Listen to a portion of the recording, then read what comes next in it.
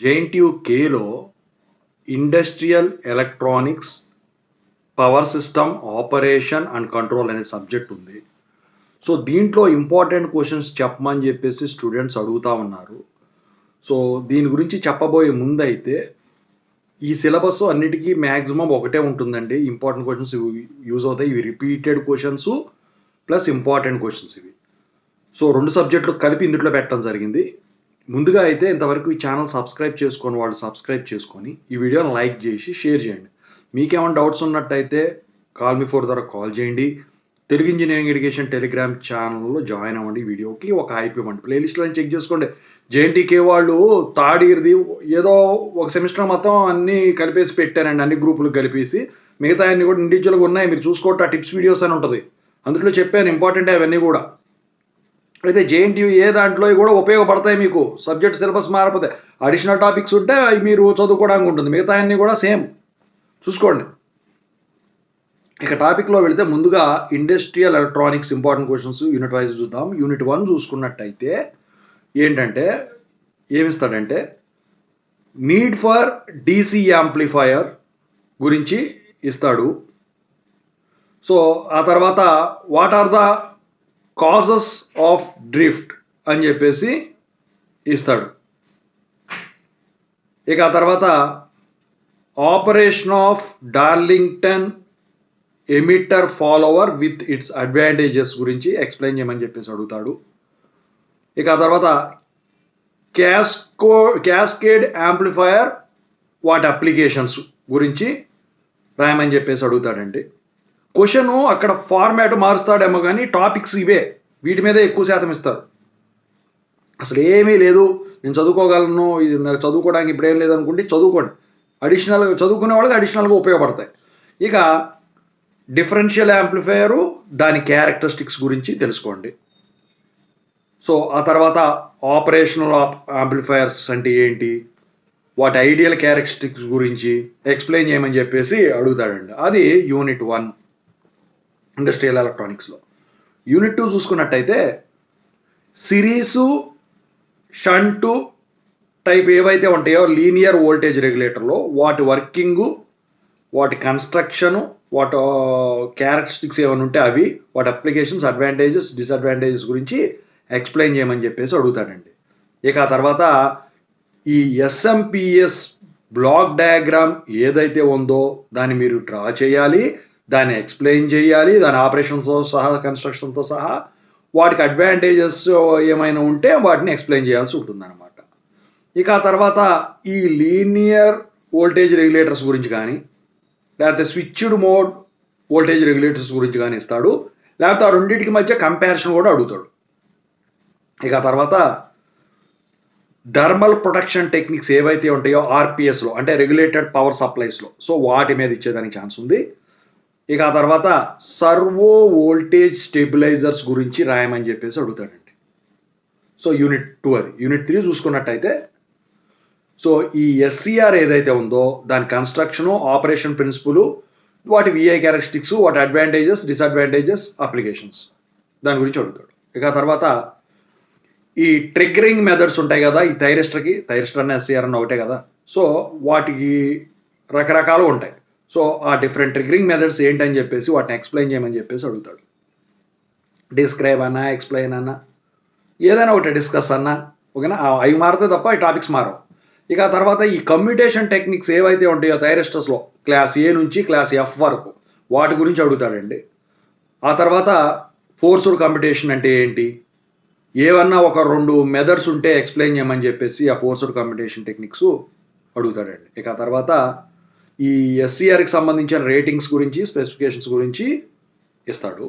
Unit 4 చూసుకున్నట్టయితే unit 4లో ఏమిస్తాడంటే ఈ SCR applications ఏవైతే ఉంటాయో పవర్ కంట్రోల్లో వాటిని రాయమని చెప్పేసి ఎక్స్ప్లెయిన్ చేయమని చెప్పి అడుగుతాడు. ఇక ఆ తర్వాత ఈ single phase, half wave and full wave converters, వాటి ఆపరేషన్స్, వాటి మీద వచ్చే ప్రాబ్లమ్స్ అడిగేదానికి ఛాన్స్ ఉందండి. ఇక ఆ తర్వాత ఏంటంటే డయాకు, ట్రయాకు, వాటి క్యారెక్టరిస్టిక్స్ గురించి అడుగుతాడు. ఇక ఆ తర్వాత ఈ ట్రిగ్గరింగ్ మోడ్స్ ఏవైతే ఉంటాయో ట్రయాక్లో దాని గురించి ఎక్స్ప్లెయిన్ చేయమంటాడు. ఇక చాపర్ సర్క్యూట్స్, వాటి క్లాసిఫికేషన్, స్టెప్ అప్ చాపరా, స్టెప్ డౌన్ చాపరా, ఇలా ఉంటాయి కదా. సో వాటి గురించి ఎక్స్ప్లెయిన్ చేయమని చెప్పేసి, క్లాసిఫై చేయమని చెప్పేసి అడుగుతాడండి. అడ్వాంటేజెస్, అప్లికేషన్స్ ఇవే. ఇక యూనిట్ 5 చూసుకున్నట్టయితే ఈ ఇండస్ట్రియల్ టైమర్స్ ఏవైతే ఉంటాయో వాటి టైప్స్ క్లాసిఫై చేయమని చెప్పేసి అడుగుతాడండి. సో ఇక ప్రాబ్లమ్స్ చాపర్స్లో కూడా ఇస్తాడండి, గుర్తుంచుకోండి మీరు. ఇక ఎలక్ట్రానిక్ టైమర్స్ ఎలా ఆపరేట్ అవుతాయి, వాటి ఆపరేషన్ గురించి ఎక్స్ప్లెయిన్ చేయమని చెప్పేసి అడుగుతాడు. ఇక ఈ వెల్డింగ్ టెక్నిక్స్ ఏవైతే ఉంటాయో వాటిని ఎక్స్ప్లెయిన్ చేయమంటాడు. ముఖ్యంగా అందులో రెసిస్టెన్స్ వెల్డింగ్ గురించి, ఆర్క్ వెల్డింగ్ గురించి అడుగుతాడండి. ఇక అల్ట్రాసోనిక్ హీటింగ్ అంటే ఏంటి, వాటి అప్లికేషన్స్ గురించి ఎక్స్ప్లెయిన్ చేయమని చెప్పేసి అడుగుతాడండి. ఇక డైఎలక్ట్రిక్ హీటింగు గురించి కూడా ఎక్స్ప్లెయిన్ చేయమని చెప్పేసి డయాగ్రామ్స్తో సహా అడుగుతాడండి. ఇది యూనిట్ 5 మొత్తం ఇండస్ట్రియల్ ఎలక్ట్రానిక్స్ ఇది. ఇక power system operation and control unit 1 ఎలా ఉంటుంది? సో యూనిట్ 1లో ఈ economic operation of power systems ఏదైతే ఉంటుందో దాన్ని హీట్ రేట్ కరువుతో సహా ఎక్స్ప్లెయిన్ చేయాల్సి ఉంటుంది, గీసి మరీ ఎక్స్ప్లెయిన్ చేయాలి. ఈ ఎకనామిక్ ఆపరేషన్ మీద ప్రాబ్లమ్స్ కూడా ఇస్తాడండి, ఓకేనా? ఆ టారిఫ్స్ ఉంటాయి కదా. ఇక తర్వాత యూనిట్ 1లో ఆప్టిమమ్ జనరేషన్ ఎలోకేషన్ గురించి డెరివేషన్ ఏదైతే ఉంటుందో దాన్ని డెరైవ్ చేయమంటాడు. అయితే ఇక్కడ మీరు ట్రాన్స్మిషన్ లాసెస్ని నెగ్లెక్ట్ చేసుకొని డెరైవ్ చేసేది చూడండి. ఇక ఆ తర్వాత వచ్చేసరికి ఇంక్రిమెంటల్ ఫ్యూల్ కాస్ట్ అంటే ఏంటి, దాని ఇంపార్టెన్స్ ఏంటి అని చెప్పేసి ఇస్తాడు. దాని మీద ప్రాబ్లం ఇచ్చేదానికి ఛాన్స్ ఉందండి. ఇక ఈ ట్రాన్స్మిషన్ లైన్ లాస్ ఫార్ములా గురించి డెరివేషన్ ఏదైతే ఉంటుందో దాన్ని డెరైవ్ చేయమని చెప్పేసి అడిగేదానికి ఉంటుందండి, ఓకేనా? సో దాని మీద కూడా ప్రాబ్లం ఇచ్చేదానికి ఛాన్స్ ఉంది. ఇక input output characteristics of thermal units గురించి అడుగుతాడు. అది యూనిట్ 1. ఇక యూనిట్ 2 చూసుకున్నట్టయితే హైడ్రోథర్మల్ షెడ్యూలింగ్ ప్రాబ్లం ఏదైతే ఉంటుందో దాన్ని ఎక్స్ప్లెయిన్ చేయమంటాడు, అది కూడా ఫార్ములాస్తో సహా. ఇక ఈ కాన్స్టెంట్స్ ఇన్ యూనిట్ కమిట్మెంట్ ఏవైతే ఉంటాయో వాటి గురించి ఎక్స్ప్లెయిన్ చేయమంటాడు. ఇక ప్రియారిటీ ఆర్డరింగ్ అంటే ఏంటి, డైనమిక్ ప్రోగ్రామింగ్ అంటే ఏంటి ఎక్స్ప్లెయిన్ చేయమని చెప్పేసి అడుగుతాడండి. ఇక ఈ యూనిట్ కమిట్మెంట్ వల్ల నీడ్ ఏంటి దాన్ని ఎక్స్ప్లెయిన్ చేయమని చెప్పేసి అడుగుతాడండి. ఇక ఈ యూనిట్ కమిట్మెంట్ ప్రాబ్లమ్స్లో ఏమైనా టెక్నిక్స్ ఉంటే సొల్యూషన్ రాబట్టడానికి దాని గురించి కూడా అడుగుతాడు. అది యూనిట్ 2. ఇక యూనిట్ 3 చూసుకున్నట్టయితే modelling of steam turbine, modelling of speed governing system with block diagrams అడుగుతాడండి. ఇక లోడ్ ఫ్రీక్వెన్సీ కంట్రోల్ ఏదైతే ఉంటుందో సింగిల్ ఏరియా సిస్టమ్ ఖచ్చితంగా అడుగుతాడు. ఇక తర్వాత కంట్రోల్ ఏరియా అంటే ఏంటి, స్టడీ స్టేట్ రెస్పాన్స్కి డెరైవ్ చేయమని చెప్పేసి అడుగుతాడు.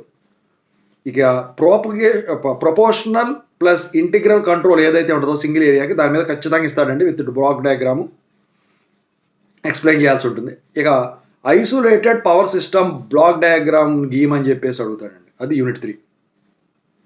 ఇక యూనిట్ 4లో చూసుకున్నట్టయితే LFC load frequency control for 2 area system block డయాగ్రామ్తో సహా ఎక్స్ప్లెయిన్ చేయమంటాడు. ఇక టై లైన్ బయాస్ కంట్రోల్ గురించి ఎక్స్ప్లెయిన్ చేయమంటాడు. ఇక ఆ తర్వాత uncontrolled case in load frequency control case in load frequency control మధ్య కంపారిజన్ అడుగుతాడు. మొత్తం చదువుకోండి. ఇక సింగిల్ ఏరియాకి 2 ఏరియాకి మధ్య ఉన్న డిఫరెన్స్ ఏంటి లోడ్ ఫ్రీక్వెన్సీ కంట్రోల్లో అని చెప్పేసి అడుగుతాడు. దాన్ని ఎక్స్ప్లెయిన్ చేయమంటాడు, లేకపోతే రాయమంటాడు దాని గురించి. సో ఎకనామిక్ డిస్పాచ్ కంట్రోల్ అంటే ఏంటి అని చెప్పేసి దాని గురించి ఎక్స్ప్లెయిన్ చేయమంటాడు. ప్రాబ్లమ్స్ కూడా ఇస్తాడండి వీటి మీద. ఇక యూనిట్ 5 ఏదైతే ఉందో పిఎస్ఓసిలో need for compensation in power systems గురించి ఖచ్చితంగా ఇస్తాడు. ఇంకోటి ఏంటంటే reactive power compensation in transmission lines, very very very important question. ఇక ఆ తర్వాత what are the different types of facts devices గురించి అడుగుతాడు. So what are fact controllers ఏనో 2 ఎక్స్ప్లెయిన్ చేయమని చెప్పేసి అడుగుతాడు. ఇక తర్వాత లోడ్ కాంపెన్సేషన్ టెక్నిక్స్ వాటి స్పెసిఫికేషన్స్ గురించి ఎక్స్ప్లెయిన్ చేయమని చెప్పేసి అడుగుతాడండి. ఓవరాల్గా చూసుకున్నట్టయితే ఇండస్ట్రియల్ ఎలక్ట్రానిక్స్ పిఎస్ఓసి సబ్జెక్టు ఇవన్నీ 2 పాస్ అవ్వడం ఈజీయే. మరి మీరు ఎందుకు డిఫికల్టీగా ఫీల్ అవుతున్నారో నాకు అర్థం కాల. ఇండస్ట్రియల్ ఎలక్ట్రానిక్స్ అంటే వేవ్ ఫార్మ్స్ ఉంటాయి కాబట్టి కొంచెం ప్రాబ్లమ్స్ కూడా చూసుకోండి అడిషనల్గా వీటికి, ఓకేనా? Thank you so much.